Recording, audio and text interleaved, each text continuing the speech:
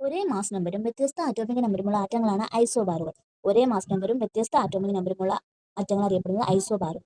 ഇപ്പോൾ ഒരേ ആറ്റോമിക് നമ്പറും വ്യത്യസ്ത മാസ് നമ്പറും ഉള്ളത് ഐസോബാറുകൾ അല്ല ഐസോടോപ്പുകൾ. ഒരേ ആറ്റോമിക് നമ്പർ ഉള്ളത് ഐസോടോപ്പുകൾ, ഒരേ മാസ് നമ്പർ ഉള്ളത് ഐസോബാറുകൾ. കാരണം കാൽസ്യം, ആർഗൺ. കാൽസ്യത്തിന്റെ ഇടതുവശത്ത് മുകളിൽ കൊടുത്തിരിക്കുകയാണ് മാസ് നമ്പർ. കാൽസ്യത്തിന്റെ മാസ് നമ്പർ 40ആണ്, ആർഗണിന്റെയും 40ആണ്.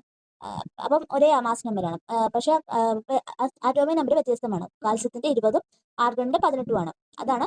അപ്പൊ കാൽസ്യം ആർഗണും ഐസോ ബാറുകൾക്ക് ഉദാഹരണമാണ്. മാസ് നമ്പർ ഒരുപോലെയായ ഐസോ ബാറുകൾക്ക് ഉദാഹരണമാണ് കാൽസ്യം ആർഗൺ. അപ്പൊ ഒരേ എണ്ണം ന്യൂട്രോണുകൾ അടങ്ങിയ ആറ്റങ്ങൾ അറിയപ്പെടുന്ന ഐസോടോണുകൾ. ഒരേ എണ്ണം ന്യൂട്രോണുകൾ അടങ്ങിയ ആറ്റങ്ങളാണ് ഐസോടോണുകൾ. അപ്പൊ ന്യൂട്രോണുകൾ ഒരുപോലെയാണെങ്കിൽ ഐസോടോണുകൾ.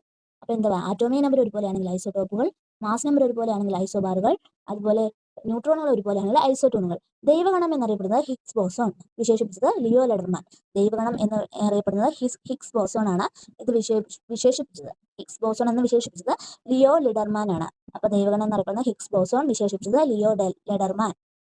പ്രപഞ്ചോൽപത്തിയെക്കുറിച്ച് വളരെയധികം പ്രാധാന്യം നൽകപ്പെട്ട ഒരു സിദ്ധാന്തമാണ് സ്റ്റാൻഡേർഡ് മോഡൽ സിദ്ധാന്തം.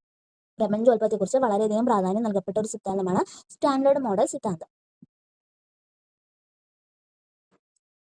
സ്റ്റാൻഡേർഡ് മോഡൽ സിദ്ധാന്തം അനുസരിച്ച് ഫെർമിയോണുകൾ എന്ന് വിശേഷിക്കപ്പെടുന്ന പദാർത്ഥ കണങ്ങളും ബോസോണുകൾ എന്ന് വിശേഷിക്കപ്പെടുന്ന ഊർജ്ജവാഹിനികളും ചേർന്ന 17 മൗലിക കണങ്ങൾ ചേർന്നാണ് പ്രപഞ്ചം രൂപപ്പെട്ടിരിക്കുന്നത്. എന്താണ് സ്റ്റാൻഡേർഡ് മോഡൽ സിദ്ധാന്തം?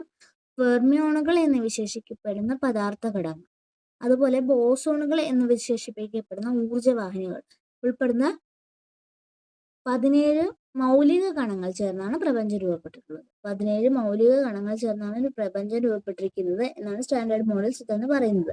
എന്തൊക്കെയാണ് ഉൾപ്പെട്ടിരിക്കുന്നത്? ഫെർമിയോണുകൾ എന്ന് വിശേഷിക്കപ്പെടുന്ന പദാർത്ഥ ഘടകങ്ങളും ബോസോണുകൾ എന്ന് വിശേഷിക്കപ്പെടുന്ന ഊർജ്ജവാഹിനികളും.